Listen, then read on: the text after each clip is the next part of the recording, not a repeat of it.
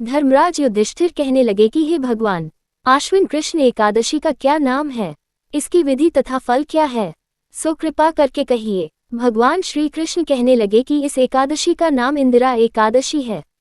यह एकादशी पापों को नष्ट करने वाली तथा पितरों को अधोगति से मुक्ति देने वाली होती है।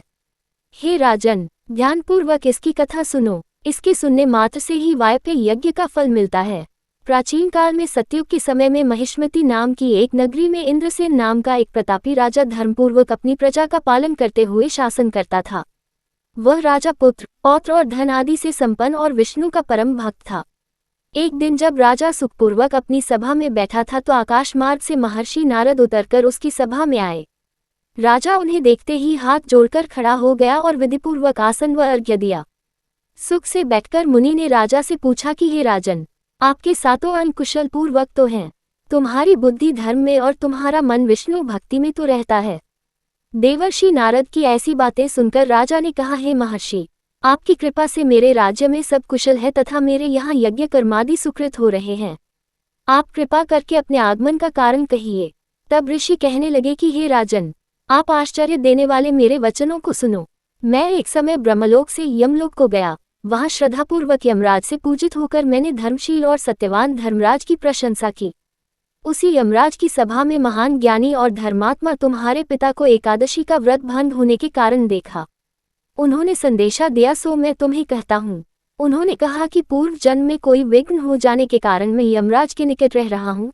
सो हे पुत्र, यदि तुम आश्विन कृष्ण इंदिरा एकादशी का व्रत मेरे निमित्त करो तो मुझे स्वर्ग की प्राप्ति हो सकती है। इतना सुनकर राजा कहने लगा कि हे महर्षि, आप इस व्रत की विधि मुझसे कहिए। नारद जी कहने लगे, आश्विन माह की कृष्ण पक्ष की दशमी के दिन प्रातःकाल श्रद्धापूर्वक स्नान आदि से निवृत्त होकर पुनः दोपहर को नदी आदि में जाकर स्नान करें। फिर श्रद्धापूर्व पितरों का श्राद्ध करें और एक बार भोजन करें। प्रातःकाल होने पर एकादशी के दिन दातून आदि करके स्नान करें। फिर व्रत के नियमों को भक्तिपूर्वक ग्रहण करता हुआ प्रतिज्ञा करें कि मैं आज संपूर्ण भोगों को त्याग कर निराहार एकादशी का व्रत करूंगा।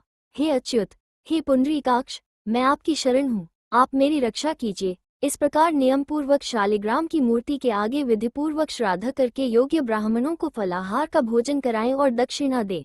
पितरों के श्राद्ध से जो बच जाए उसको सूखकर गौ को दे तथा धूप, दीप, गंध, पुष्प, नैवेद्य आदि सब सामग्री से ऋषिकेश भगवान का पूजन करें। रात में भगवान के निकट जागरण करें। इसके पश्चात द्वादशी के दिन प्रातःकाल होने पर भगवान का पूजन करके ब्राह्मणों को भोजन कराएं। भाई बंधुओं, स्त्री और पुत्र सहित आप भी मौन होकर भोजन करें। नारद जी कहने लगे कि हे राजन, इस विधि से यदि तुम आलस्य रहित होकर इस एकादशी का व्रत करोगे तो तुम्हारे पिता अवश्य ही स्वर्गलोक को जाएंगे। इतना कहकर नारद जी अंतर ध्यान हो गए। नारद जी के कथनानुसार राजा द्वारा अपने बांधवों तथा दासों सहित व्रत करने से आकाश से पुष्पवर्षा हुई और उस राजा का पिता गरुड़ पर चढ़कर विष्णुलोक को गया। राजा इंद्रसेन भी एकादशी के व्रत के प्रभाव से निष्कंटक राज्य करके अंत में अपने पुत्र को सिंहासन पर बैठाकर स्वर्गलोक को गया।